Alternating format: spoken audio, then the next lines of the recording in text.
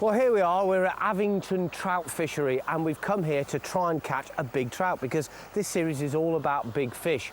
Now, Avington actually is a very interesting place. It opened up in 1969 to 1970, and the advantage they've got here at Avington is that it's spring-fed. So you've got the River Itchen behind us, carriers off the Itchen, and these fabulous lakes that they dug out, and it grows really, really big trout. And his claim to fame is that it produced the first double-figure trout in England and also the first 20-pounder. So, you know, that's quite a record, quite a history, really. It is indeed. And, of course, Avington has also played a major role in shaping modern trout fishing because it bears very little relation to the way it once was in the days of the chalk streams. Here, people, instead of just casting blind, they're actually targeting specific individual fish that they can see in the water and trying to present a fly to them. Yeah, and they're big fish, Mick. Yeah, and I understand it's not as easy as it looks either. Absolutely not, but we're going to give it a go. However, before we do that, this is a fascinating place because they do bring on their own fish here. And Robbie Winram, who runs Avington, is just over there, so maybe we could get him to give us a guided tour so we can all find out more about Avington. Yeah, that could be very interesting. I thought we were very like the two Ronnies. Yeah, we were actually, weren't we? Which one was I? Beautiful bit of water, isn't it?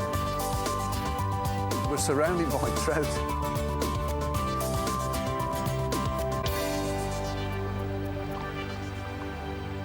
So, trout. Well, currently there is some controversy over the record and applications are invited for fish over 33 pounds in weight, which is absolutely enormous. I'm here at the Natural History Museum in London. I've got with me Nigel Hewlett. Now, Nigel not only works for the Environment Agency, he's also on the British Record Fish Committee as well. 33 pounds is an enormous trout. It's ridiculous.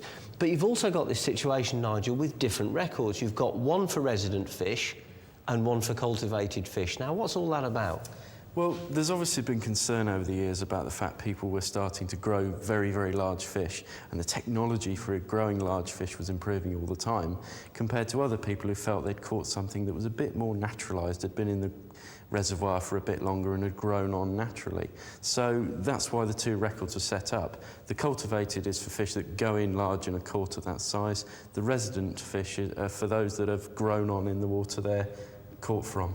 And that must be difficult to decide sometimes when it comes to a record claim. Yes, fortunately it's been clear-cut so far. But you might envisage difficulties in the future. Well, probably no such difficulties with me and Mick. We have no aspirations to break the trout record, folks.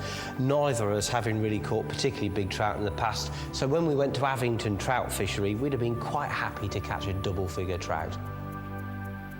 So where does it all start then, Robbie? Well, it really starts by fish coming in at about an ounce, 1 ounce to 2 ounces.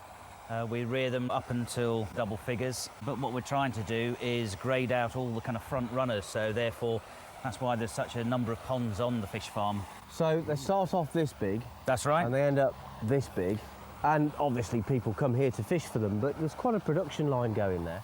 There is. I mean, it's not merely a case of just throwing the fish in the pond and, you know, lobbing some pellet in there. There are strict feed regimes that we stick to try and put on a decent amount of body weight, and in body weight we mean flesh tone and muscle, so they give good fighting fish to the anglers that come down here. Yeah, they certainly look very, very healthy fish, Robbie. Do you take any precautions to keep them in good health like that? All of them have been individually injection vaccinated against particular diseases. So each fish is injected? Each fish is injected by hand with a special gun and needle. Sounds a bit tedious, that does. That's amazing. And what about the ultimate size, Robbie? Because it went through the 30-pound barrier, which is an enormous trout. Yeah. It seems to have stopped there. Yeah, I think as soon as you get to 30 pounds, I think the problems you have with transporting them, rearing them on, cardiovascular failure are all present. And I think those people who push them beyond 30 are doing very, very well indeed. What about the style of fishing that's evolved here? Because it's very much about stalking now, isn't it? Because of the clear water, people can see the fish, so it almost goes back to the old days of the induced take, dropping the fly down to the depth of fish and watching the fish actually flare its gill covers, take the fly and then set the hook. Yeah, but is it as easy as it looks? I mean, there's lots of trout. Are they willing to take the flies? Often getting your better quality specimen, big fish are always taken stalking. However, they will come to a fly that's just fished pulling back towards you. I mean, the difficulty is having the water craftsmanship to drop the fly down. And as I said, the flare of the gill cover, often people wait for the white of the mouth, and that's when it's actually spitting the fly out. Right. Yeah. Well, I'll tell you what we do need to do, and it is fascinating seeing this whole setup. Of course, we do need to catch a trout, and I thought maybe it'd be useful before we start fishing if we can just go and get a couple of flies out your shop. No problem at all. Well, I can't wait to catch them. So you're going to lead the way, Sir Michael? I will, young Matthew. From what I can see, everybody here is fishing blind anyway, Mick. Yeah. Well, they're happy with what they catch, aren't they? Yeah. They're not actually trying to spot individual fish, they're just chucking out. It is like the old proverbial fairground, isn't it? Yeah. There's a fish just moved out there. It's very difficult with this ripple on to be able to see them. Right, so you're on the fluorocarbon, eh? Almost invisible in the water. Well, you've got the invisibility and it's stiff, so you get a good turnover as well, especially with some of these heavy flies. Yeah. What do you recommend? Well, I don't know, really. No, well... It's the blind leading the blind, Yeah, but I think the idea is you want a fly preferably that the trout can see, and you want something that will get down quickly to their level. Yeah, Because the water's deeper than it looks. Yeah. And if the fish is 6-7 feet down, you want something that will go straight down there. So certainly I think for sort of stalking them, some of these sparsely dressed type, buzzer type patterns are very, very good. Yeah. But when you're trying to induce a take, sometimes these marabou tailed things. Yeah. Do you think you've got to get it down to the level they're on, or will they rise to the fly? I think they will rise to it, but I think it helps if it gets down to their level and they see it. Yeah. So, I mean, you're using virtually all leaded patterns. So that's the sort of thing you think they'll be taking? Oh, yeah. Oh, yeah, that's a good I mean, fly. to the layman, that just looks like a bear Well, you can hook. almost dead stick that because it is a buzzer. Yeah. Now, in this lake, you've got lots of insect life that will be hatching out from the bottom, and the buzzer is the larvae of things like mosquitoes. Yeah. To a non-angler, it just looks like a bear hook, doesn't it? There's hardly any dressing on at all, just a bit of weight and a little bit of orange But in there's there. weight there, you see. Yeah, yeah. I'll try that one. Well, give it a go. Yeah. I mean, I've got plenty of flies. We Thing can try is, different I ones. can put it in front of a few fish, and if they refuse it, I'll have another look in your box. Well, absolutely. Yeah.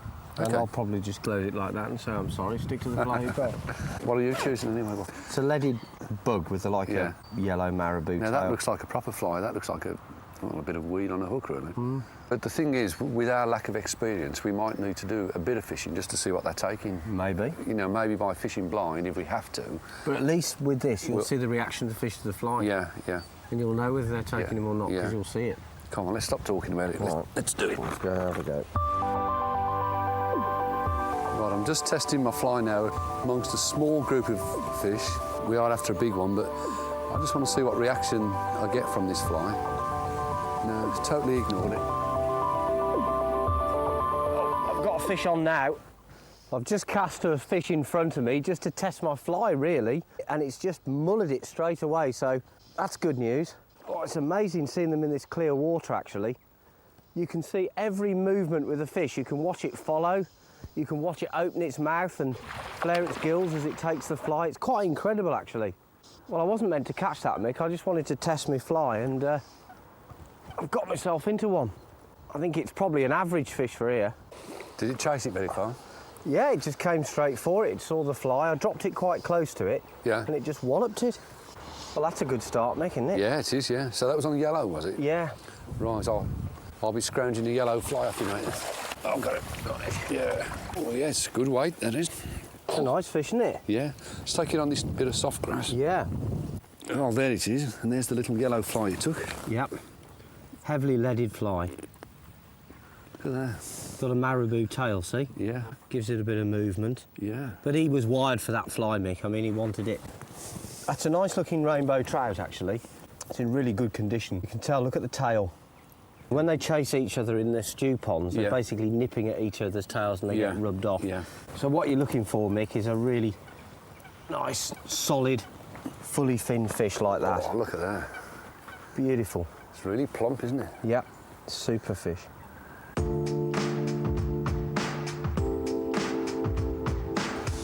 Oh, here it comes. Oh, no, there's a small one with it. No, they both turned away.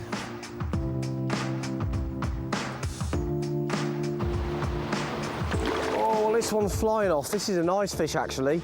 I just saw it in the margins. It's got to be £5, that, as you know. Yeah. The belly on it. Yeah, really juicy, fat fish. Well, the fly is well chewed now, Mick, but that's the one it took. It's a little black fritzy type thing. It's more the way it's moving. If it looks natural, they'll go for it. Probably, yeah.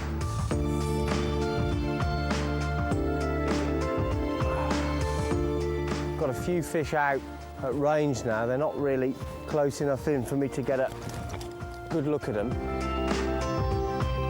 Some of the takes are just so gentle. Well, I just can't see how we're going to catch a big fish at the moment. We are fishing totally blind. There's a couple of big fish in this swim in amongst quite a large number of fish, really, but we've not really been in a place where we can cast for them very easily. I don't think it's down to the fly or the retrieve so much as actually being able to spot the fish and cast to them and see what's happening. Here he comes. Here he comes. He's still on it. Here he comes. Got him. Ah, yeah. Son of a gun. If it would just go calm, we'd have a chance of casting and picking out the bigger fish.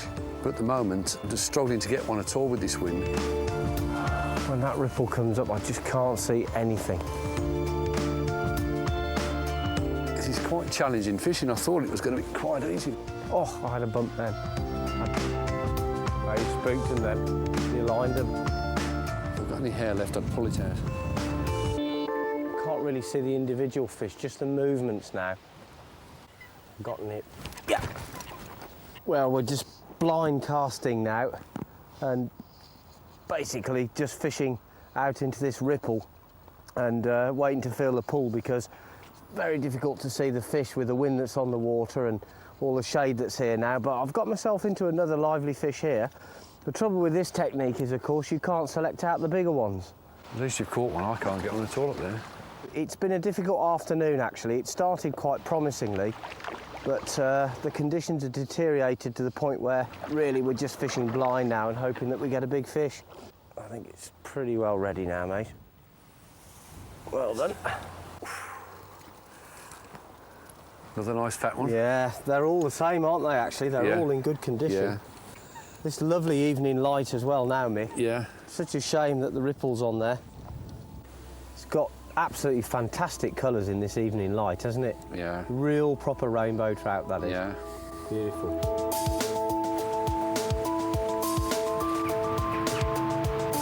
I had a mid-double figure fish follow a fly twice. Did you? But it wouldn't take it. It just turned off at the last minute. Can't see a fat lot here, Michael. Oh, there's one, look. That's a good one. The light's gone at this end. The light's gone completely, hasn't it? Yeah. Yeah, that looks a good fish out there, see? The wind's killed it, mate. Well, this is a bit like carp fishing. Only more frustrating and more expensive.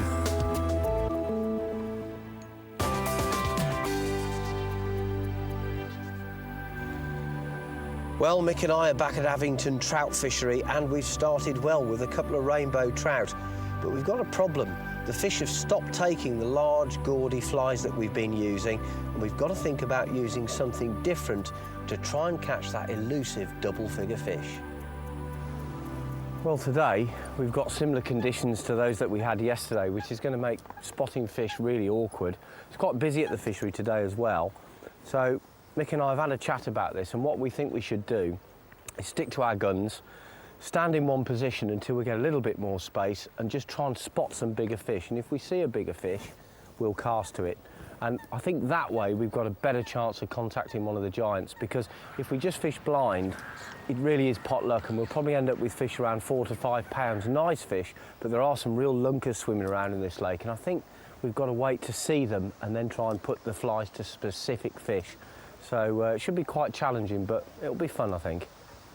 One thing I have learned about any subject that you're not familiar with is to get a bit of help with your technique. And casting, for example, I got some help with my casting technique last time I went out, and my casting improved overnight. I've just had a little bit of advice from Robbie down at the lodge, actually, about my retrieve technique. And he said these buzzers I'm retrieving, the trout will go for them, but they seem to want them presented in a certain way, and I'm retrieving them far too quickly, not how they'd expect to see them in nature.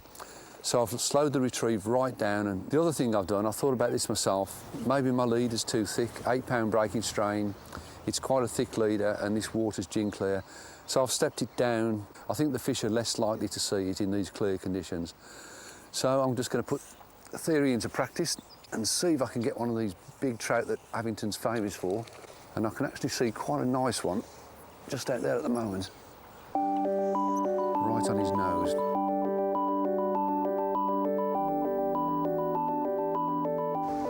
He's got it. Oh, well, that wasn't a big fish, but it's a good early confidence boost. Just got a little bloodworm pattern on here. Oh, he's off. Ah, damn. That's a shame, but it wasn't a big fish, so I'm not too worried about it. I'll show you the fly, actually. This is a bloodworm imitation. You can see it's got red beads here, and then at the back, a sort of wavy red marabou tail, which gives it movement. Now, this fly basically imitates the bloodworms, which glow a bright fluorescent red, and they're one of the natural food items that the fish in here will switch on to after a few days of being in the lake. Remember, they've been pellet fed for 2 or 3 years of their lives. They get put into here, and then they've got to think differently. They've got to find their food, and it takes them a little while to adjust to natural feeding, but the longer they're in the lake, the more likely they are to switch over to the naturals. And I think, personally, I've got a better chance of catching a big fish on a more natural fly than perhaps one of the gaudier, flashier flies. That's my theory, and it's nice to get an early bite. Oh, there's a fish there now.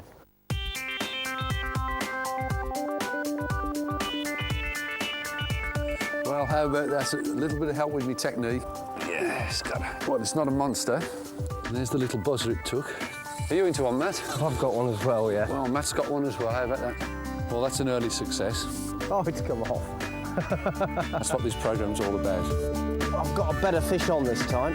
I must say, this fly seems to be doing the business. It's a really gentle take. Oh, I'm off again. Oh, bottom. There we go.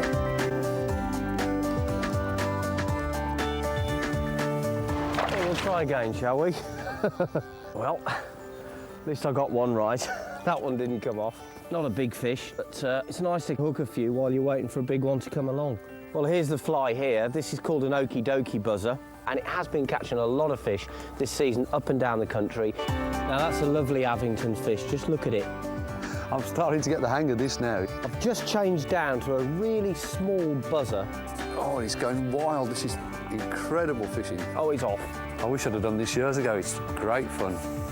Not my day today, is it? I think one of the reasons that the fish are coming off, I've noticed I'm hooking them right on the point of the nose. The takes are so gentle. There's the fly. You can see what I mean, look. I'm just getting so many bites since I've worked out how to do it. Well, that's lucky the buzzers fell out, Matt. Very big fish out in front of me now. I've just changed over to an orange fly there because the fish seemed to have lost interest in the colour I was using. And I saw that fish following for ages with his mouth just... He's got a white point on the end of his nose, and I could just see that. And then I saw him flare his gills. I tightened, and there he was. It's a nice fish. Well done, Sir Michael. Well done, Matt. I heard you say you changed to an orange fly. I did, yeah. Because I've been having mine on a fly with an orange head. Yeah. I lost it, and since then I haven't had another fish. Having said that, I can't see many fish at all in the swim, but No. you can't always see. They've gone down. Yeah. But having said that, the big fish haven't been out, and No. I just haven't seen one. If we saw one, we'd have a chance. Yeah, I mean, they're probably there hiding in the weeds somewhere. Oh, they'll be about. There's a lot of hiding places down there, The isn't there? light's getting better now, though, so... Yeah, and it's not so breezy as it was earlier, so No. I think we've got a better chance. You haven't got a fly with an orange nose in your box, have you? Probably, yeah. Let me scrounge one off you. Good job, you've got a spare, isn't it? Well, it's amazing sport now. I've just changed over to a white buzzer this time. Oh, and Sir Michael's in as well. One for everyone. Fabulous sport. We'll have to work in shifts on that landing net. Well, I've got mine. There you are, sir. I don't know whether it's actually the collar that's important, but this one's got a lot less weight on it, so it's sinking in a more delicate way, and I'm able to retrieve it very, very slowly. And it's worked, but we're still after that big one. I mean, this one's going like fury. Oh, bloody hell, just burnt my finger on the line. Oh, what a rigmarole. What a rigmarole. Nice fish, though. I don't know whether you can see this, but this is a really hard fighting fish because hanging from its mouth, actually, is another angler's line. It's obviously broke somebody off recently.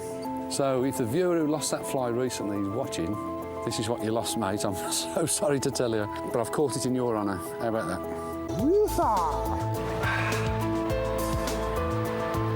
They're great fighting fish, aren't they? Well, I'm in again on the buzzer here. On the shank. It's not a bad fish, Mick. Now, that's a lovely Avington fish. Just look at it. Better one, isn't it? Yeah, it's not a bad fish, this. Look at it go. Yeah, I had one like that. It's mad, isn't it? I burned my hand on the line. Hey, you know that fish you caught earlier on? Yeah. One of the lads took it up the lodge for you. It weighed 9 pounds, you know. Yeah, I thought it would be getting on for Yeah, that. I reckon the average size we've been catching is over 6. Yeah, We probably underestimated them, mate. yeah. Oh, look at this thing Yeah. go. Look at this. It's like a bonefish. Yee-haw. Here she comes. I'm gonna keep it coming. I'll get it. Thank you, Sir Yes. Michael. Thank you. It's not a bad one. It's a fat one, isn't it? That's a chunky old fish, that is, Mick, you know. It is. I bet you that's getting on for £8. Heavy, quite heavy. Yeah, yeah. So a closer look at the dorsal fin. Look at that with the sunshine coming through. Beautiful. And on the tail, look at the spots on there. Yeah.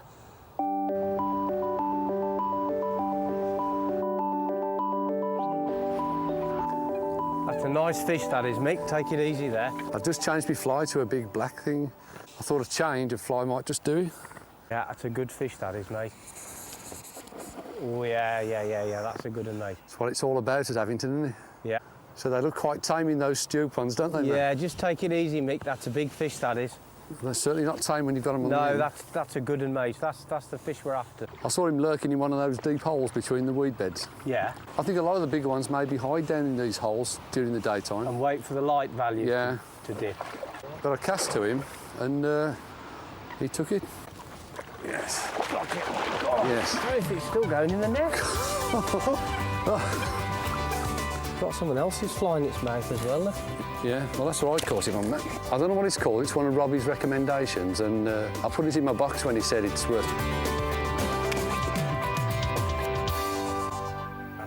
Well, Sir Michael, you've done it again. And that's a great fish. That's certainly a double-figure trout, Mick. I reckon that's 11 or 12 pounds, mate.